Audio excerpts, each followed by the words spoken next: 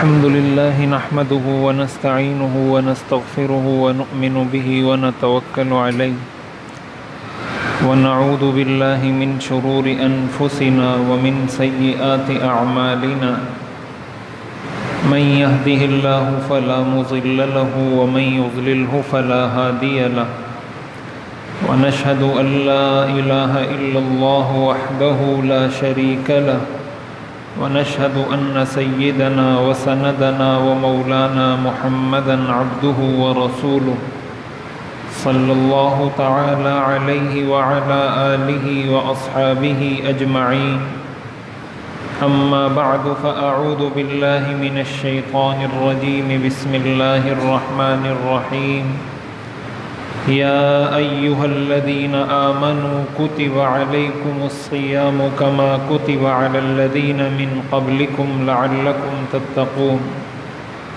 وقال النبي صلى الله عليه وسلم من صام رمضان إيمانا واحتسابا غفر له ما تقدم من ذنبه۔ رمضان المبارک کا مہینہ یہ اللہ تعالیٰ کا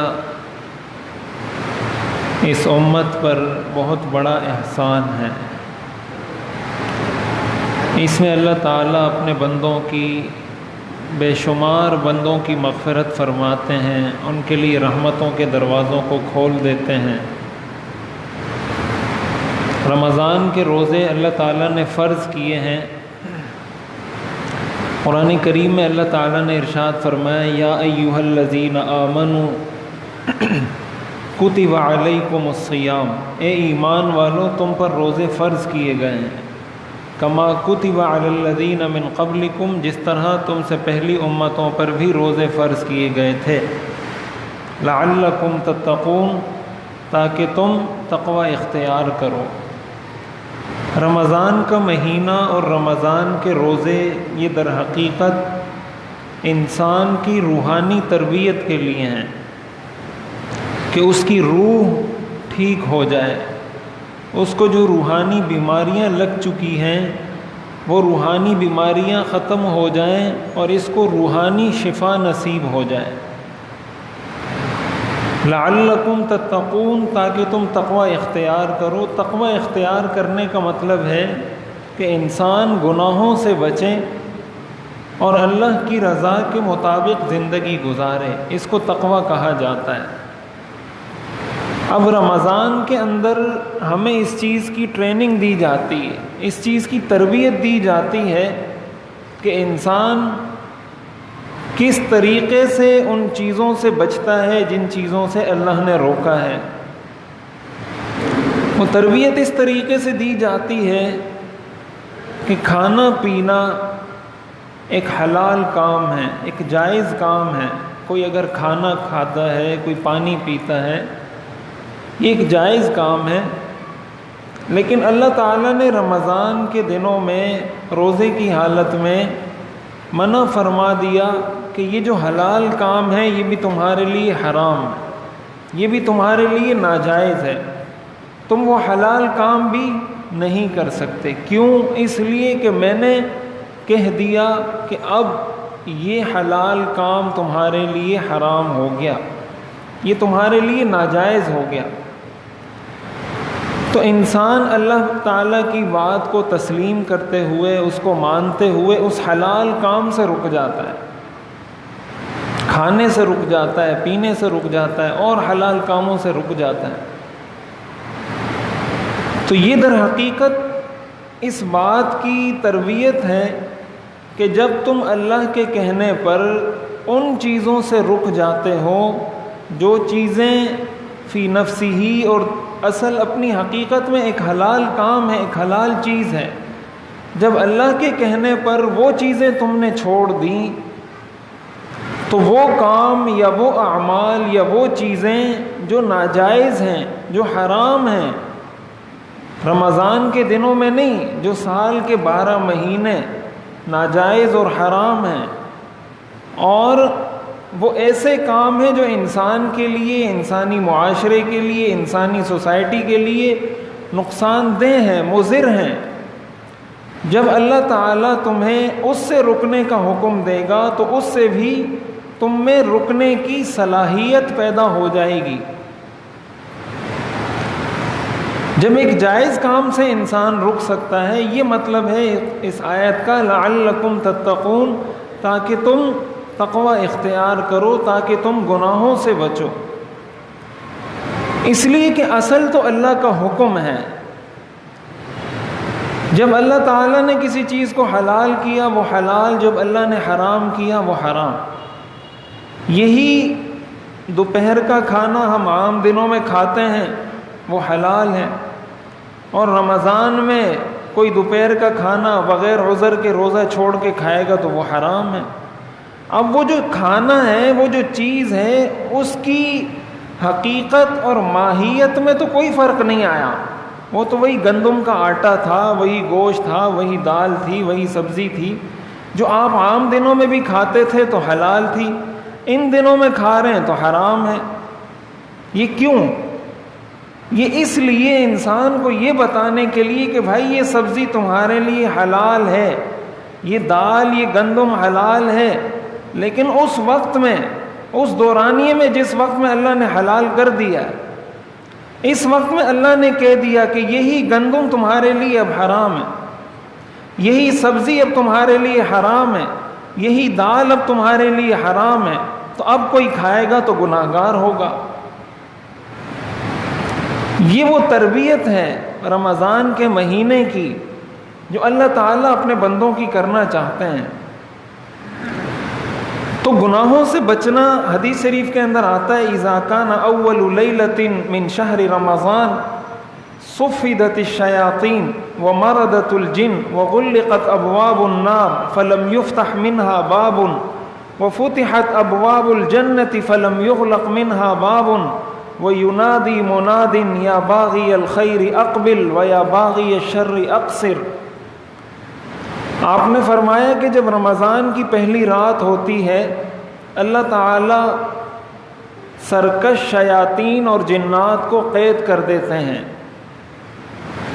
جہنم کے سارے دروازوں کو بند کر دیتے ہیں، کوئی ایک دروازہ بھی کھلا نہیں رہتا، جنت کے سارے دروازوں کو کھول دیتے ہیں، کوئی ایک دروازہ بھی بند نہیں رہتا، اور اللہ کی طرف سے ایک پکارنے والا پکارتا ہے یا باغی الخیر اقبل، اے خیر کے طالب آگے بڑھ، اے خیر کا کام کرنے والے آگے بڑھ، و یا باغی الشر اقصر، اور برائی کا کام کرنے والے رک جا، گناہوں میں زندگی گزارنے والے رک جا، باز آ جا۔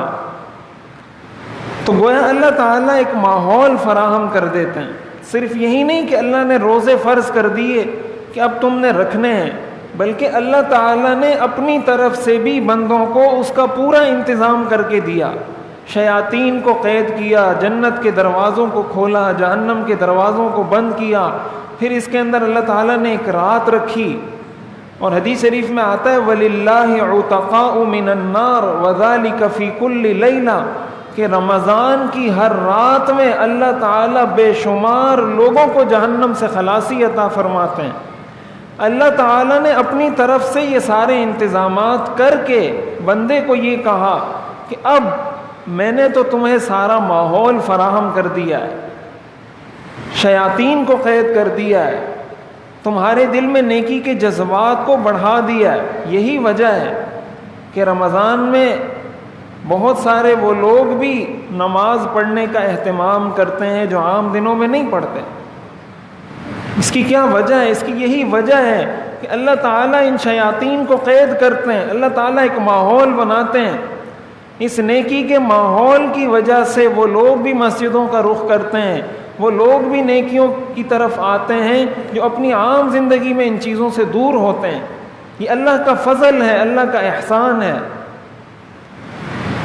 تو در حقیقت جب اللہ تعالیٰ نے ہمیں یہ ماحول فراہم کر دیا اور پھر ہمیں اس کا مقصد بھی بتا دیا کہ تم نے تقوی اختیار کرنا ہے اپنی عام زندگی میں،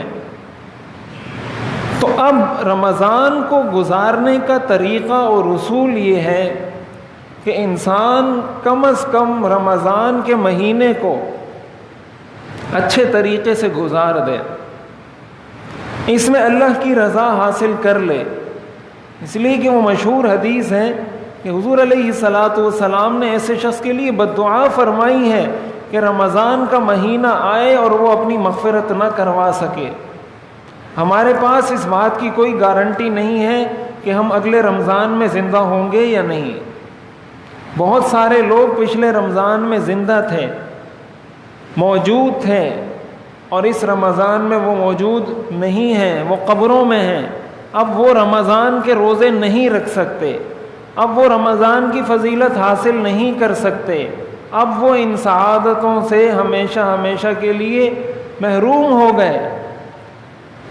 حدیث شریف میں آتا ہے اذا قمت للصلاۃ فصل صلاۃ مودع، کہ جب نماز کے لیے کھڑے ہو تو اس تصور کے ساتھ نماز پڑھو کہ یہ میری زندگی کی آخری نماز ہے۔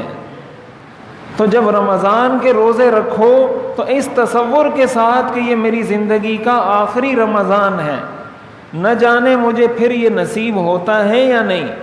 اور اس کا احساس پھر ان لوگوں کو ہوتا ہے جن کو یہ نصیب نہ ہو سکے، اس لیے کہ نعمت کی قدر چھن جانے کے بعد ہوتی ہے۔ جب تک نعمت اللہ نے دی ہوتی ہے اس کی قدر نہیں ہوتی۔ تو اصل کمال یہ ہے کہ انسان اس وقت اس نعمت سے فائدہ اٹھا لے جس وقت اللہ نے اس کو فراہم اور مہیا کر دی ہے۔ تو یہ رمضان کے گزارنے کا اصول ہے کہ ہم اس کے اندر کم از کم ایک تو فرائض کا اہتمام کریں۔ فرائض کا مطلب یہ ہے کہ نماز ہے، روزہ ہے، کسی کے اوپر زکوٰۃ فرض ہے وہ زکوٰۃ ادا کرے۔ پھر حقوق العباد کے اندر دیکھا جائے، کسی پر بیوی کا خرچہ لازم ہے، کسی پر مہر لازم ہے، کسی پر بہنوں کا میراث میں حق لازم ہے، کسی نے قرض لیا ہوا ہے، کسی نے کسی کے پیسے دبائے ہوئے ہیں۔ یہ ساری وہ چیزیں جو فرائض میں سے ہیں۔ فرائض بعض وہ ہیں جن کا تعلق حقوق اللہ کے ساتھ ہے، نماز، روزہ۔ بعض فرائض وہ ہوتے ہیں جن کا تعلق بندوں کے ساتھ ہوتا ہے۔ کسی کا قرض لیا ہے تو قرض دوبارہ ادا کرنا یہ بھی فرض ہے، بیوی کا مہر ادا کرنا یہ بھی فرض ہے، بہنوں کا میراث میں حق دینا یہ بھی فرض ہے، یتیموں کو ان کا حق دینا یہ بھی فرض ہے۔ یہ سارے فرائض ہیں۔ تو ایک تو اس چیز کا اہتمام کیا جائے کہ فرائض کو ادا کرنے کی کوشش کی جائے، اور دوسرا یہ کام کیا جائے کہ گناہوں سے بچنے کا اہتمام ہو۔ عام زندگی میں جو گناہ ہم کرتے ہیں، وہ جھوٹ ہو، وہ غیبت ہو، وہ چغلی ہو، وہ فلمیں دیکھنا ہو، وہ ڈرامے دیکھنا ہو، وہ موسیقی سننا ہو، وہ کسی کے بارے میں غلط تبصرے کرنا ہو، اپنی زبان کا بے دریغ اور غافلانہ استعمال ہو، موبائل فون کا، کمپیوٹر کا غلط استعمال ہو، جو چیزیں، سوشل میڈیا کا غلط استعمال ہو، جو چیزیں جن گناہوں میں ہم مبتلا رہتے ہیں ان سے اپنے آپ کو بچائیں۔ اس لیے کہ اس ٹریننگ کے سیشن کے دوران، یہ جب ٹریننگ کا مہینہ ہے، یہ تربیت کا مہینہ ہے، تو جو شخص ٹریننگ صحیح طریقے سے نہیں کرتا وہ پھر ساری زندگی پریشان رہتا ہے۔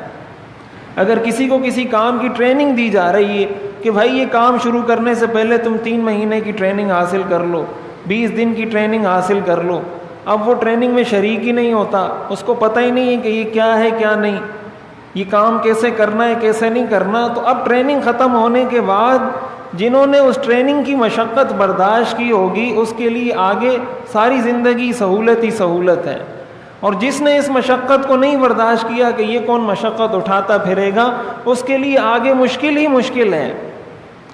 یہ زندگی بھی اسی طرح ختم ہونے والی ہے، یہ ہمیشہ باقی نہیں رہتی۔ حدیث شریف میں آتا ہے للصائم فرحتان، فرحۃ عند الفطر و فرحۃ عند لقاء ربہ، کہ روزہ دار کو اللہ تعالیٰ 2 خوشیاں عطا فرماتے ہیں، ایک خوشی اس کی افطاری کے وقت اور ایک خوشی اپنے رب سے ملاقات کے وقت۔ تو گویا ایسے شخص کو اللہ تعالیٰ نے اپنی ملاقات کا یقین دلایا ہے کہ روزہ دار سے میں ملاقات کروں گا۔ حدیث شریف میں آتا ہے کل عمل ابن آدم لہو، کہ ابن آدم کا ہر عمل اس کے لیے ہوتا ہے الا الصوم، سوائے روزے کے، فإنہ لی وأنا أجزی بہ، کہ روزہ میرے لیے ہے اور میں ہی اس کا بدلہ دوں گا۔ اور ایک روایت کے مطابق اس کا مطلب یہ ہے الصوم لی وأنا أجزی بہ، کہ روزہ میرے لیے ہے اور میں ہی اس کا بدلہ ہوں، یعنی رمضان کے روزوں کا اہتمام کرنے والوں کو بدلے میں اللہ ملتا ہے۔ تو یہ ہم جب انتظار کرتے ہیں کہ اب ایک روزہ گزر گیا، 2 روزے گزر گئے، 3 روزے گزر گئے، یا اب افطاری کے وقت میں اتنے گھنٹے رہ گئے، اتنے گھنٹے رہ گئے، اب جو حدیث میں یہ فرمایا ہے کہ روزہ دار کو افطاری کے وقت خوشی نصیب ہوتی ہے، اب اس کو یہ پتہ ہوتا ہے کہ اتنے گھنٹے گزر گئے، اتنے گھنٹے رہ گئے، تو اس کو پتہ ہوتا ہے کہ اب یہ دورانیہ ختم ہونے والا ہے اتنے عرصے بعد۔ تو ہماری زندگی بھی تو کوئی ہمیشہ کی نہیں ہے، ایسا تو نہیں ہے کہ ہم نے ہمیشہ رہنا ہے۔ اور ہم دیکھتے ہیں بہت سارے لوگوں کو مرتے ہوئے، بہت سارے جنازے ہم نے پڑھے، بہت سارے لوگوں کو قبر میں اتارا، خود دیکھتے ہیں۔ تو ہم اس چیز کا بھی انتظار کریں کہ بس میری زندگی کے اب تھوڑے دن رہ گئے، میری زندگی کے اب آدھی زندگی میری ختم ہو چکی، میری زندگی کے تھوڑے سے دن رہ گئے۔ یہ تو اللہ تعالیٰ نے اس کو پوشیدہ اسی لیے رکھا ہے، کسی کو بتایا اس لیے نہیں کہ وہ اس امید پر گناہ نہ کرتا پھرے کہ اب تو میری زندگی کے ٹوٹل اللہ نے بتا دیا ہے کہ 60 سال زندگی ہے، جب 59 سال کا ہو جاؤں گا تو توبہ کر لوں گا۔ اللہ تعالیٰ نے تو اس لیے اس کو مخفی رکھا تھا، اور ہم اسی لیے گناہ کرتے ہیں کہ ابھی لمبی زندگی پڑی ہے، حالانکہ ہمیں پتہ کچھ بھی نہیں ہوتا۔ یہ اس کو پتہ نہیں ہوتا کہ اگلا 1 منٹ میں زندہ رہوں گا یا نہیں، لیکن ہم یہ کہہ کر گناہ کر رہے ہوتے ہیں کہ ابھی لمبی زندگی پڑی ہے۔ تو اللہ نے تو مخفی اس لیے رکھا تھا کہ انسان گناہوں پر جری نہ ہو۔ اس مخفی رہنے کے باوجود بھی ہم اگر گناہوں پر جری ہو جاتے ہیں، یہ کتنے خطرے کی بات ہے۔ تو رمضان کے روزے اور رمضان کے مہینے میں اگر اس کو اہتمام سے گزار لیا جائے، اس لیے کہ حدیث شریف میں آتا ہے رب صائم لیس لہ من صیامہ الا الجوع، بہت سارے روزہ داروں کو اپنے روزے سے سوائے بھوک کے کچھ نہیں ملتا۔ وَرُبَّ قَائِمٍ لَيْسَ لَهُ مِنْ قِيَامِهِ إِلَّا السَّحَرُ، بہت سارے تہجد گزاروں کو سوائے اپنی نیند خراب کرنے کے کچھ بھی نہیں ملتا۔ کیا مطلب اس کا کہ اس نے وہ بھوکا بھی رہا، اس نے تہجد بھی پڑھی، لیکن اس کے باوجود صرف اس کو روزے کا یہی کچھ ملا کہ بس اس کو بھوک مل گئی، اس کی نیند خراب ہو گئی۔ مقصد اس کو وہ ثمرہ حاصل نہیں ہوا، وہ نتیجہ حاصل نہیں ہوا جو رمضان کا نتیجہ حاصل ہونا چاہیے تھا۔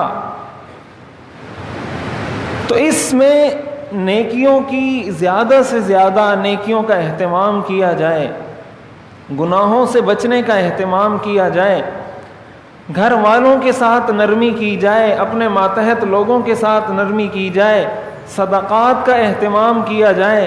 حدیث شریف میں آتا ہے حضور علیہ الصلاۃ والسلام کے بارے میں کان اجود بالخیر من الریح المرسلہ، کہ رمضان میں آپ تیز چلنے والی ہوا سے بھی زیادہ سخاوت کیا کرتے تھے۔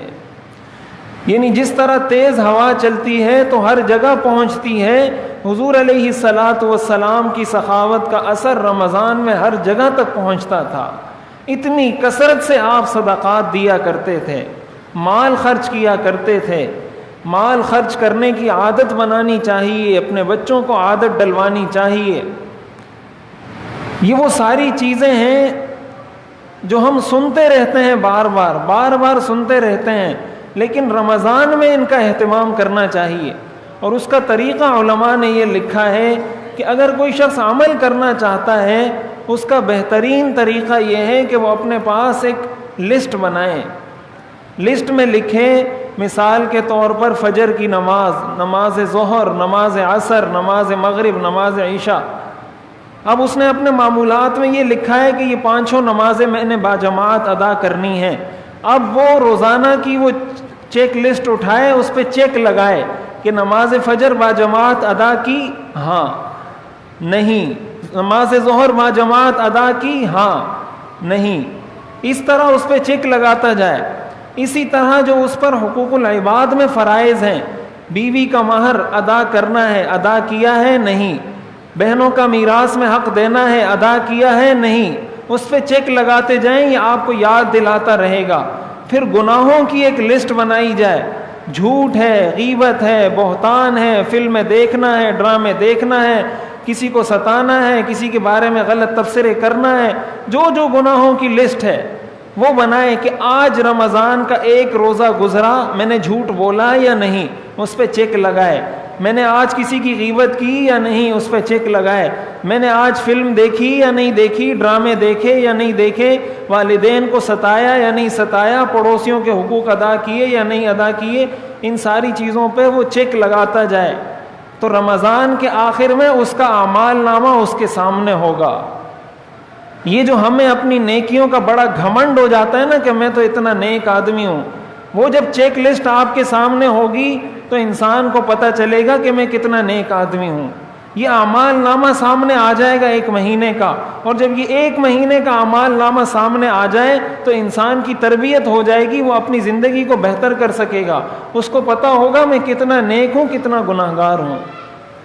تو اس چیز کا اہتمام کیا جائے، اس چیز کا بچوں کو عادی بنایا جائے، اسی طرح روی کے اندر اس مہینے کو نہیں گزارنا چاہیے۔ اور ایک اہم بات جو میں نے پچھلے جمعے میں بھی عرض کی تھی، آج پھر عرض کر رہا ہوں، ہمارے ہاں ٹی وی چینلز نے، نیوز چینل نے جو رمضان نشریات کے نام پر طوفان بدتمیزی برپا کیا ہوا ہے، میری آپ سے دست بستہ درخواست ہے کہ خدا کے لیے اپنے آپ کو، اپنے بچوں کو ان چیزوں سے بچائیں۔ یہ ہمارے مذہب کا بھی جنازہ نکالیں گے، ہماری روایات کا بھی جنازہ نکالیں گے۔ یہ وہ چیزیں ہیں جو ایک دم اثر نہیں کرتی، اس کا اثر آہستہ آہستہ ہوتا ہے۔ اب ہمارے نوجوانوں کے ذہنوں میں نیکیوں کا ایک مخصوص تصور بیٹھنے لگا ہے، انہی رمضان نشریات کی وجہ سے، انہی رمضان ٹرانسمیشن کی وجہ سے، کہ بس رمضان میں سر پہ ٹوپی رکھ لو، تھوڑا سا داڑھی کو بڑھا لو، تھوڑا سا پانچوں کو اٹھا لو اور ایک مخصوص ہیئت بنا لو اور بس یہ کام کر لو، بس آپ جو ہے نا تھوڑا سا، یعنی رمضان کے اندر بھی انہی ہیروز کو، انہی فلمی اداکاروں کو، انہی ایکٹروں کو ہمارے سامنے لا کر بٹھا دیا جاتا ہے۔ اب آپ مجھے بتائیں کہ کیا یہ دین فلمی اداکاروں سے سیکھنے کا ہے؟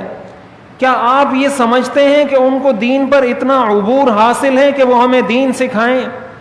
کیا آپ یہ سمجھتے ہیں کہ انہیں رمضان کے اتنے مسائل پتہ ہیں کہ آپ کو رمضان کے مسائل بتائیں؟ کیا آپ یہ سمجھتے ہیں کہ ان کو دین پر اتنا عبور حاصل ہے کہ دین کے مختلف شعبوں میں ہماری رہنمائی کریں؟ ظاہر ہے کہ نہیں ہے۔ اس لیے نہیں ہے کہ انہوں نے اپنے آپ کو اس کے لیے وقف نہیں کیا۔ اگر کسی نے انجینئرنگ نہیں پڑھی، وہ بیٹھ کے انجینئرنگ شروع کرے گا، وہ نقصان کرے گا، وہ بلڈنگ کھڑی کرے گا، 2 دن بعد وہ بلڈنگ گر جائے گی، اس لیے کہ اس نے نہیں پڑھا۔ دین ان لوگوں سے پڑھیں، ان لوگوں سے سیکھیں جنہوں نے اپنی زندگیوں کو اس کے لیے وقف کیا ہے۔ یہ، اور آپ اس سے اندازہ لگائیں کہ ان کو اس چیز پہ کتنا، یعنی انہوں نے عزم کیا ہوا ہے ہمارے رمضان کو خراب کرنے کا۔ اسلام آباد کے جسٹس شوکت عزیز صدیقی صاحب نے فیصلہ دیا کہ رمضان میں سرکس بند کیے جائیں، نیلام گھر بند کیے جائیں، ورنہ ہم پابندی لگا دیں گے۔ انہوں نے جا کے اگلے ہی 2-3 دن بعد اسلام آباد ہائی کورٹ میں اس کے خلاف اپیل دائر کر دی۔ آج بھی ان چینلز پر ARY اور PBC نے جا کر اس کے خلاف اپیل دائر کی کہ ہم یہ چلانا چاہتے ہیں، یہ سرکس ہم لگانا چاہتے ہیں، ہمیں اس کی اجازت دی جائے۔ اس پر سٹے آرڈر لیا، اب اس پر اپیل کی ہے اور پیر کے دن جا کے اس کا دوبارہ فیصلہ ہوگا کہ یہ فیصلہ برقرار رہنا ہے یا ختم ہونا ہے۔ تو اس سے اندازہ لگائیں کہ ان کو کتنی فکر ہے آپ کا رمضان خراب کرنے کی، آپ کا ایمان خراب کرنے کی ان کو کتنی فکر ہے۔ خدا کے لیے اس ٹی وی کو رمضان میں بند کر دیں، اپنے بچوں کو ان چیزوں سے دور رکھیں۔ اس کے اثرات بعد میں محسوس ہوں گے، لیکن اس وقت واپسی کا راستہ نہیں ہوگا۔ ابھی واپسی کا راستہ ہے، اس کو سمجھ لیں۔ ان لوگوں کے لیے دعا کریں جو اس کے خلاف میدان میں اترے ہیں، کام کر رہے ہیں۔ میں خود میڈیا پہ آنے والا آدمی ہوں، نیوز چینلز پہ میرے بیانات آتے ہیں۔ ہمارے لیے اس کے خلاف بولنا اور زیادہ مشکل ہے، لیکن ہم بغیر ایک ذرہ برابر کسی کا خوف دل میں رکھے اس کے خلاف بھرپور طریقے سے پوری مہم چلا رہے ہیں. پورے پاکستان میں ہم نے مہم چلائی ہے کہ ان نشریات کا بائیکاٹ کیا جائے, ان چیزوں سے دور رہا جائے, اس لیے کہ ہمیں اس کے وہ نتائج نظر آ رہے ہیں. تاریخ اگر کسی نے پڑھی ہو تو وہ ان چیزوں کو سمجھتا ہے, لیکن جب تاریخ کسی کے سامنے نہ ہو وہ پھر اسی طرح اندھا بن کر چلتا رہتا ہے. یہ دین کے نام پہ بے دینی ہے, یہ تہذیب کے نام پر بد تہذیبی ہے, یہ رمضان کے نام پر اس میں رمضان کے علاوہ سب کچھ ہے, رمضان نہیں ہے اس میں. ہماری سحری بھی برباد ہوگی, ہماری افطاری بھی برباد ہوگی. سحری میں قیام اللیل کا انتظام کریں, تہجد کا اہتمام کریں, افطاری میں دعاؤں کا اہتمام کریں, اپنے لیے, پوری امت کے لیے, پاکستان کے لیے. ان چیزوں کا اہتمام کریں گے تو ہمیں اس رمضان میں وہ حقیقی تربیت حاصل ہوگی. وگرنہ یہ رمضان کا مہینہ اگر اور کوئی چیز خراب کرے نہ کرے, یہ رمضان کی ٹرانسمیشن ہمارا روزہ خراب کرنے کے لیے کافی ہے. اس لیے اس چیز کا پورا اہتمام کریں, قرآن کی تلاوت کریں, صدقات کا اہتمام کریں, نمازوں کا اہتمام کریں, ایک دوسرے کے ساتھ بھلائی کا معاملہ کریں, ماتحتوں کے ساتھ, گھر والوں کے ساتھ نرمی کا, ان کے ساتھ سخاوت کا, ہر قسم کی خیر کا کام کرنے کی کوشش کریں, برائیوں سے بچنے کی کوشش کریں. اللہ تعالی ہمیں عمل کرنے کی توفیق عطا فرمائے. وآخر دعوانا ان الحمد للہ رب العالمین.